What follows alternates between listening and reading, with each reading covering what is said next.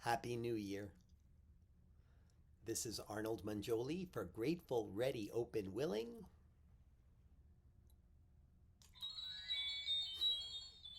It's just like one of my favorite things in the year. And I only get to do it for, 12 days or so. So I treasure it. Uh, Happy New Year. Happy sixth day of Christmas. Happy sixth day of Kwanzaa also. So it's, yeah, both begin day of Christmas and of Kwanzaa both begin on the 26th. So we're at the sixth day and it's New Year's Eve. And I know that can be really depressing for some people. But what if we reflected with gratitude, readiness for the new year, openness to what might come, and willingness to be present and to show up for our lives? What if we reflected that way on the coming year? What a wonderful year we might find it to be. I am, as many of you, as all of you who know me, and as many of you know, I'm not into the like, this was the worst year ever, good riddance this year, stinkad, all the things that people say. Italian stinkad. Yeah, no, I don't. I, I'm not Pollyanna, although I maintain, I've said this before, Pollyanna had a really wonderful life. So I don't see anything wrong with that. I think that's great. But Pollyanna, in the sense of just making good out of everything, no, I'm probably more a complainer. I'm not unaware of the difficulties of 2021. I'm not unaware of the difficulties of the last 24 hours. Can I just tell you, this apartment that I'm living in, I've mentioned before, we had major hurricane damage in September. We've been dealing with repairs and problems for months. This all on top of the COVID pandemic and what it's done to create upheaval in our up with people. Remember that upheaval in our lives for the past year and a half, almost 2 years now. All of that. And then the hurricane damage here, and then dealing with COVID on a personal level with people I love, and then getting into last night when our neighbors upstairs, their dog was left alone for too long and peed so badly in their apartment. The pee came through our ceiling. It was literally raining dog pee in our apartment, and I thought, okay, this year has been challenging. This morning, I plugged in my little electric percolator that a friend gave me for Christmas 3 years ago that I love, and it just exploded and shot out flames and like black soot. And I just thought, oh, is this the moment now when the entire building burns down? Because that's kind of how it's been going. So I'm not being Pollyanna when I say this was a wonderful year. I know it may sound like, oh, Arnold, turning it off. I know, but just give me a moment to make my case for that. First of all, for anyone who's lost a loved one, don't you think they would give anything to have that person back? So if you're a person, as I'm a person who has a loved one, hold them close. Or if there's anyone in your life you can love them, tell them that you love them. That's a way to celebrate. That's a way to live in gratitude. That's a way to be open to maybe the different forms love might take in our lives for any of us, maybe different than we expected or laid it out for ourselves. Maybe it's about showing up for our lives in the way that life on life's terms, in the way that it is. I think this New Year's Eve of Amanda Klutz and what she would give to have Nick Cordero back, even for a night. How wonderful that would be. So if you have a loved one who is maybe someone special, or even just people in your life you can love. And notice, I'm not saying people who love you. It's not about receiving, it's about giving love. And there are so many people who need your love and who need what you have to offer. This world needs what you have to offer. So if we can approach the closing of this past year and the beginning of this new year with gratitude for our ability, our capacity for love, for loving, our readiness to love, to show up for our lives lovingly and fully present, to be open to what comes and to be willing to do what's before us to do. It can be a really wonderful year. So first, allow me to say today is the 6th day of Christmas, right? Six geese a-laying, five golden, yeah, seven swans a-swimming, six. Yes, geese. So the symbolism of geese, right? Stephen Sondheim, what a great loss this year. What an incredible life. And how grateful are we to have lived in the time of Stephen Sondheim writing. What an incredible gift to everyone in the world. The symbolism of a goose, six geese a-laying, 6th day of Christmas, the goose that lays the golden eggs, and Jack having a vision for his life and reaching his goal, but having to overcome the beanstalk and the giant, and the symbolism of that story and one's ability to face one's fears, the bravery that's required. When you're way up here and you look below, and yeah, all of it. A goose feather was considered like a magic quill because it was a favored writing implement. It was the perfect design, it was considered, for moving ink smoothly onto paper back in the days when we used quills instead of our thumbs, I guess. Many considered the goose quill as making thoughts permanent, and often considered writing with a goose quill to be inspired by the divine. Many writers believe the goose quill was magic and a way of manifesting your vision. So the goose is kind of a power animal for finding ourselves and for understanding our soul's mission. So I'm loving the six geese a-laying day. I'm loving this 6th day of Christmas. I'm loving this 6th day of Kwanzaa, because the 6th day of the 7 days of Kwanzaa is to celebrate Kumba, which means creativity. My favorite. It is when we light the final red candle, and it represents the 6th principle of Kumba, creativity. So let's embrace our creativity, and let's live in gratitude, readiness, openness, willingness for and with and of our creativity, and let's create a better world. Now, allow me to make my case for 2021 being a truly great year. And I understand we lost Betty White today, but here again, what an incredible life. So well lived. What a paragon in show business in so many ways. And as somebody said today, that she died just shy of her 100th birthday, but because she lived 99 years, she also saw 24 leap years. So if you add in those 24 extra days in those 99 years, she actually made it to 100 years and 7 days, which is very cool and a really fun way to think about it. And the idea of the Golden Girls reunited, it's just so beautiful. Stan Zimmerman, I am looking at you, a wonderful human being I went to college with, who was one of the writers of the Golden Girls and brought us all that great stuff. So we see how embracing our own creativity can make a better world. Now, the world as it's been, let's remember that January 1st of 2021, Donald Trump was president. Let's remember that on January 6th, 6 days into this year, there was an insurrection against the U.S. government. And let's note that the USA survived, even with corrupt politicians in terrible positions.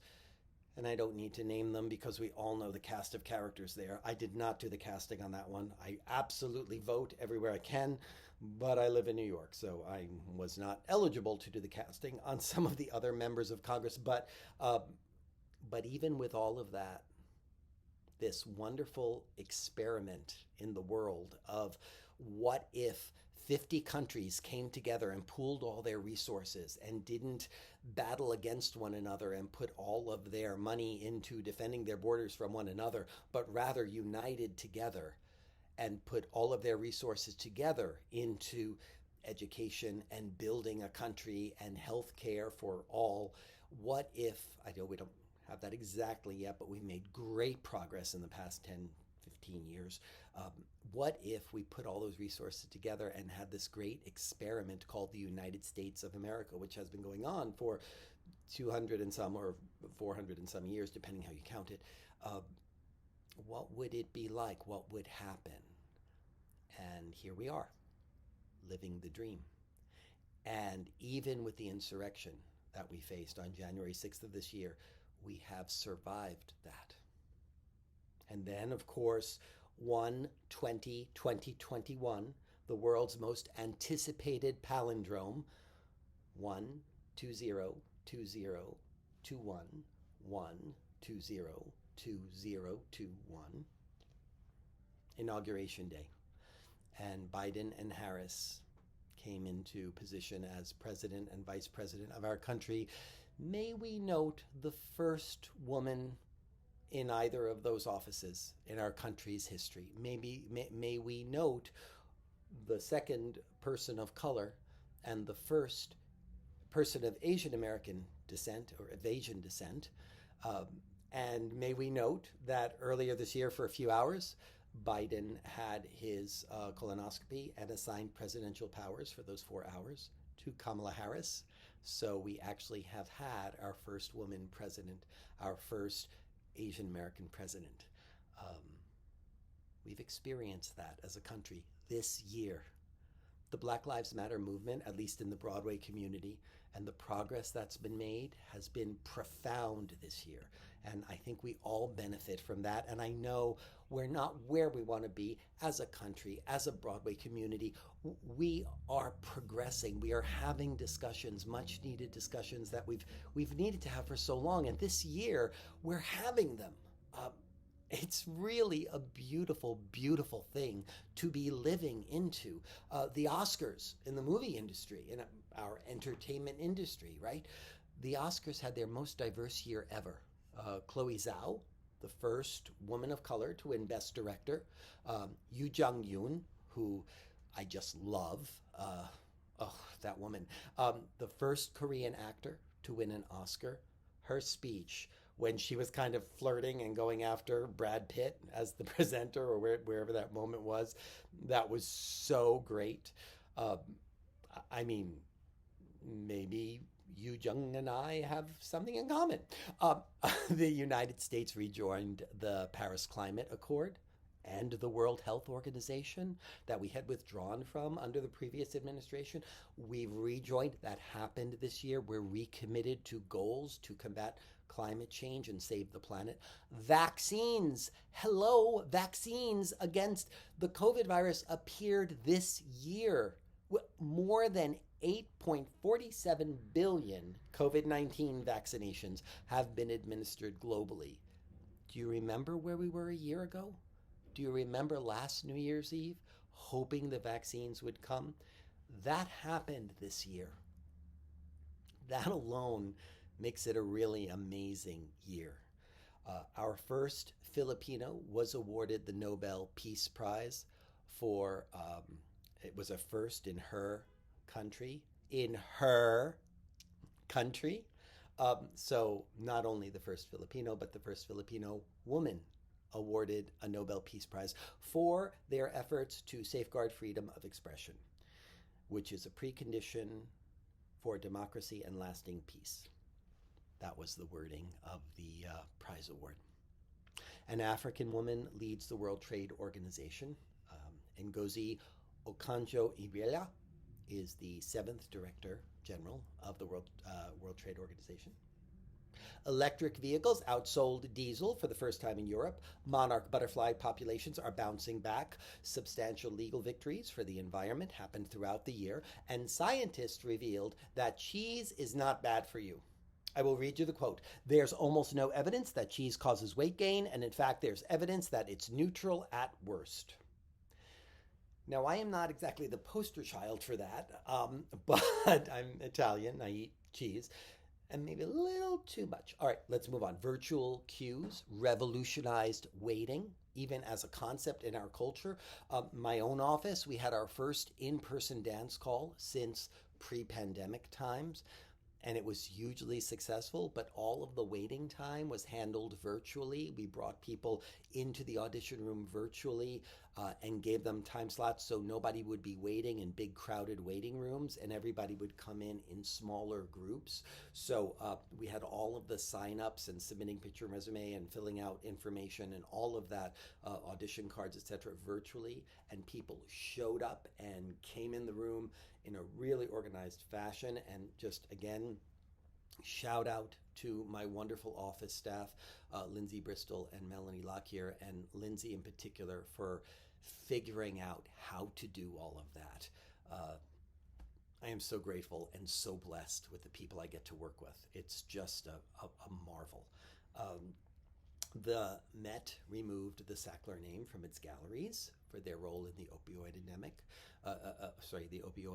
epidemic, and that is a really powerful and positive move.